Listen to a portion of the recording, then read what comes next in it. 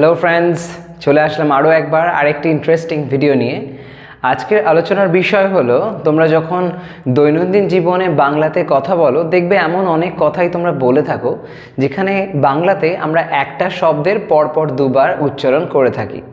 যেমন আমি যদি বলি যে তোমাকে আমি পদে পদে বলছি এরকম কাজ করো না, বা আবার হয়তো বলছো তোমার জন্য আমি কি দাঁড়ে দাঁড়ে ভিক্ষে করে বেড়াবো। এই যে দাঁড়ে দাঁড়ে, পদে পদে, এই সমস্ত যে কথাগুলো রয়েছে, যখন দুবার এরকম শব্দ উচ্চারণ হয় তখন সেক্ষেত্রে কিভাবে সেগুলো ইংলিশে তোমরা ট্রান্সলেট করতে পারো, আমি সেটাই আজকে বোঝানোর জন্য এই ভিডিওটা করছি। তো আজকে আমি এমন কয়েকটা লাইনস লিখেছি যেগুলো দৈনন্দিন জীবনে আমরা এমন ধরনের কথা বলে থাকি, তখন সেই সমস্ত কথাগুলো বলার পর যখন ইংলিশে ট্রান্সলেট করতে যাই হয়ে যায় কনফিউশন। তো আজকের এই ভিডিওর মধ্যে দিয়ে এমনই কিছু কনফিউশন দূর করার চেষ্টা আমি করছি।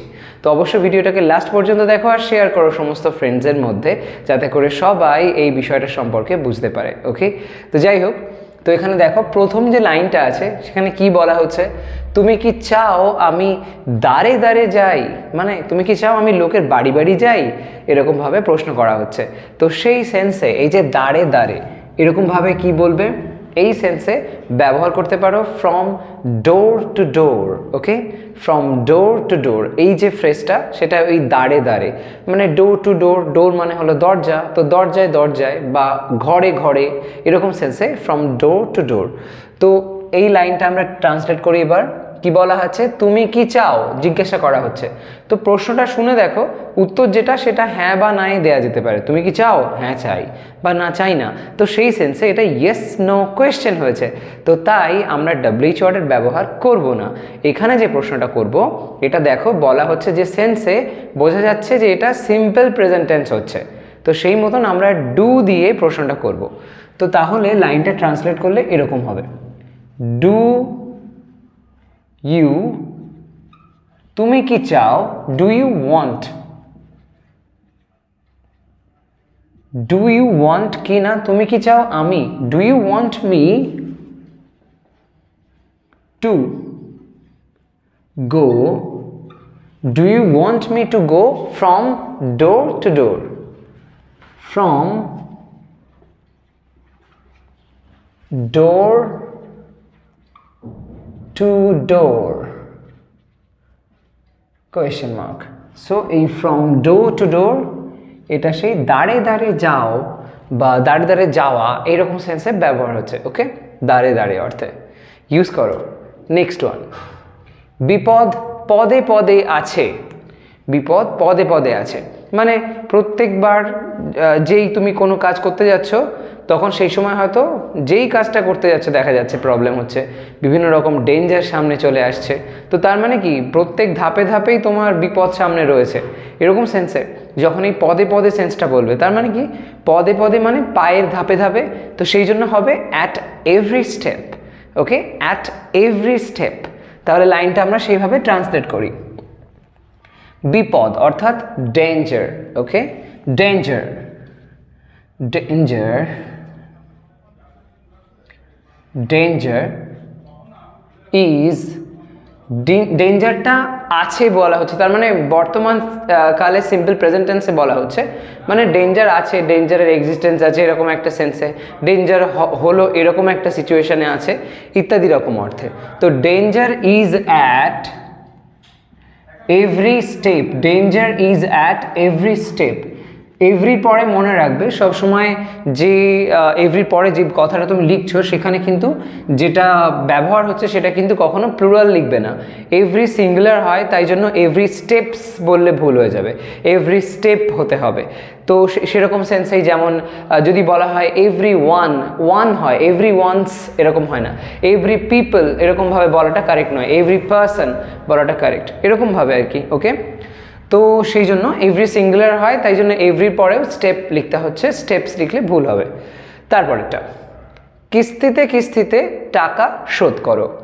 কিস্তিতে কিস্তিতে মানে কি বলবে, এটা কি সেন্স বোঝাচ্ছে, কিস্তি মানে হলো ইনস্টলমেন্ট, তো কিস্তিতে কিস্তিতে টাকা শোধ করো মানে ইনস্টলমেন্টে শোধ করো, তাহলে লাইনটা সেইভাবে বলতে গেলে এখানে দেখো এটা নির্দেশ দেওয়া হয়েছে, মানে এই কাজটা তুমি করো এরকমভাবে বলা হলো, তার মানে এটা হলো ইম্পারেটিভ সেন্টেন্স, তাহলে আমরা এটা ভার্ব দিয়ে সেন্টেন্সটাকে ট্রান্সলেট করব।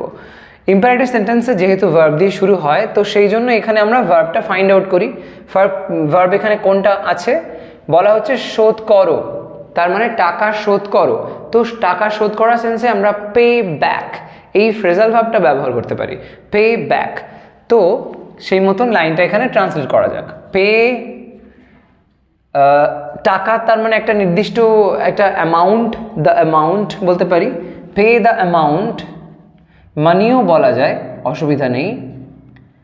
Pay the amount back, pay back এরকমভাবেও বলা যেত, পে দ্য অ্যামাউন্ট ব্যাক। কিস্তিতে কিস্তিতে, by instalments, pay the amount back by instalments, instalments, okay, এরকম সেন্সে। নেক্সট ওয়ান, ঝুড়ি ঝুড়ি মিষ্টি পাঠানো হলো। এখানে যে ফ্রেজটা আমরা দেখতে পাচ্ছি রিপিট হচ্ছে, ঝুড়ি ঝুড়ি। এই ঝুড়ি ঝুড়ি, ঝুড়ি অর্থে বাস্কেট, এবার যে ঝুড়ি ঝুড়ি হয়ে যাবে মানে অনেকগুলো ঝুড়ি বোঝানো হচ্ছে, সেরকম সেন্সে বাস্কেট ফুল আর তার প্লুরাল ফর্ম বাস্কেট ফুলস এরকম ব্যবহার করতে পারো। বাস্কেট ফুলস অফ সুইটস, তার মানে ঝুড়ি ঝুড়ি মিষ্টি, অনেকটা অনেকটা মিষ্টি, এরকম সেন্সে লাইনটাকে লেখা যাক। Basketfuls, basket fools of কি না সুইটস লিখলাম। এবার কি বলা হচ্ছে, পাঠানো হলো, মানে কারোর দ্বারা কাজটা হলো। সিম্পল পাস্ট টেন্সে এটা প্যাসিভ ভয়েসের ফরম্যাটে আছে।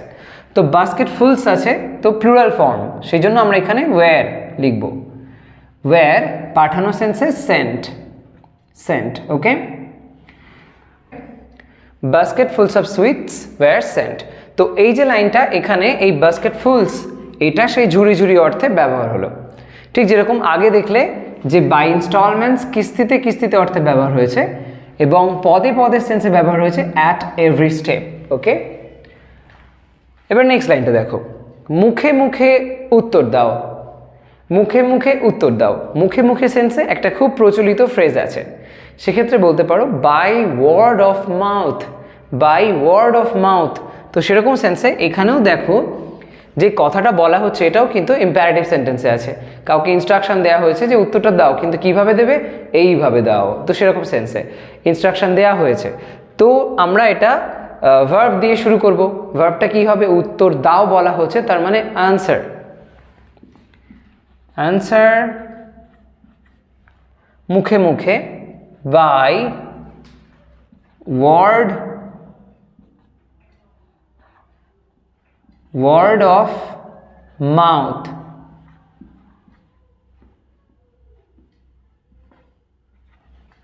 Answer by word of mouth, ওকে।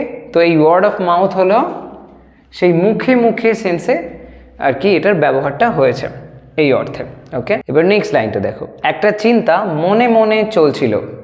একটা চিন্তা মনে মনে চলছিল, এই যে মনে মনে সেন্সটা, মানে এই মনে শব্দটা দুবার ব্যবহার হয়েছে।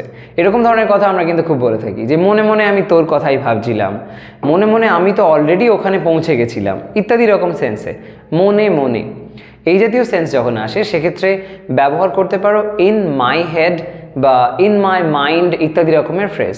এবার যদি আমার মনে হয় তাহলে ইন মাই হেড বা ইন মাই মাইন্ড, যদি তোমার হয় তাহলে ইন ইয়োর হেড বা ইন ইয়োর মাইন্ড, এরকমভাবে বলতে হয়। যাকে নিয়ে বা যার মনে হচ্ছে বিষয়টা তাকে কেন্দ্র করেই তোমরা ব্যবহার করবে সেই প্রনাউনটা। তো এখানে একটা চিন্তা, একটা চিন্তা তার মানে আ থট, ওকে, আ থট, একটা চিন্তা কি হচ্ছে না, চলছিল, তার মানে অতীতকালে কাজটা চলছিল, কন্টিনিউ বোঝাচ্ছে। তো পাস্ট কন্টিনিউয়াস টেন্স। তো আ থট ওয়াজ চলছিল, আ thought was running.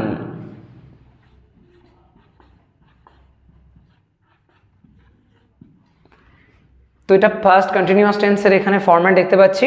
A thought was running, এবার কি মনে মনে, ইন আমার মনে ধরে নিলাম, in my head, a thought was running in my head, অথবা মাইন্ড,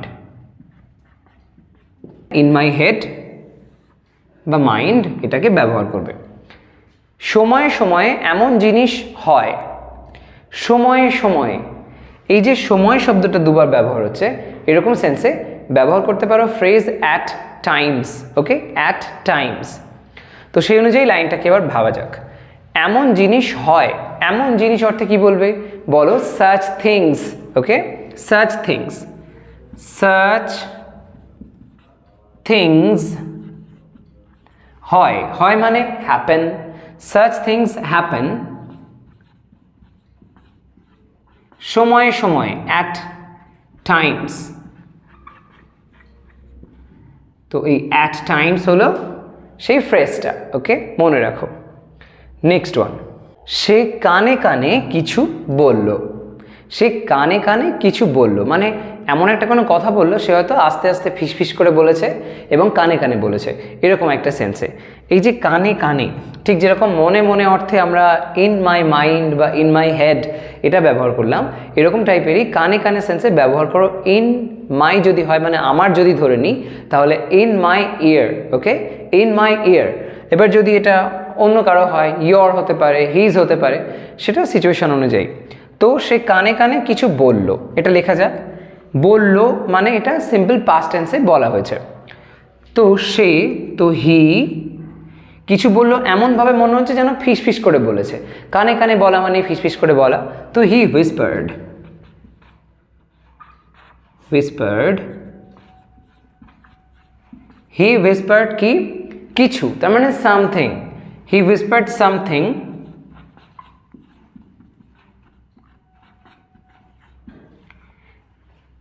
কানে কানে, in my ear. He whispered something in my ear. Okay, তো এই যে ইন মাই ইয়ার, এটা হলো সেই ফ্রেজটা যেটা কানে কানে সেন্সটাকে বুঝিয়ে দিচ্ছে। ওকে, নেক্সট ওয়ান, যেমন যেমন বলছি করো। তোমাকে আমি যেমন যেমন বলছি সেরকম করো, তাহলেই তুমি সাকসেসফুল হবে। তো এই যে যেমন যেমন, এরকম সেন্সে ব্যবহার করা যেতে পারে অ্যাজ। অ্যাজ দিয়ে এটা আমরা বলতে পারি। কেমনভাবে দেখো, যেমন যেমন বলছি করো। তো এখানে দেখো নির্দেশ দেওয়া হয়েছে, ইম্পারেটিভে বলা হয়েছে এই কাজটা তুমি করো, এরকম সেন্সে। সো ডু, ডু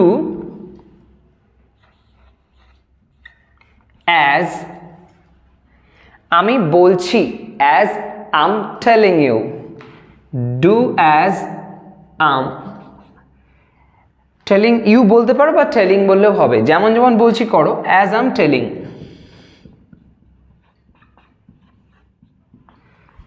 ওকে, এরকম ভাবে। এবার লাস্ট ওয়ানটা দেখো, আলু ভাজাগুলো মচমচে। আলু ভাজা খেতে আমরা সবাই খুব ভালোবাসি।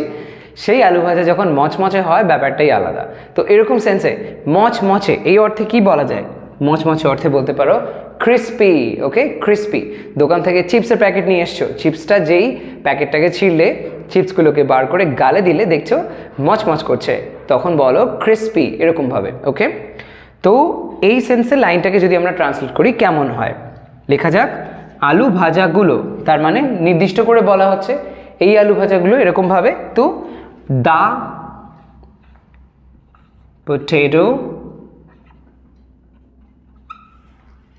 fries, the potato fries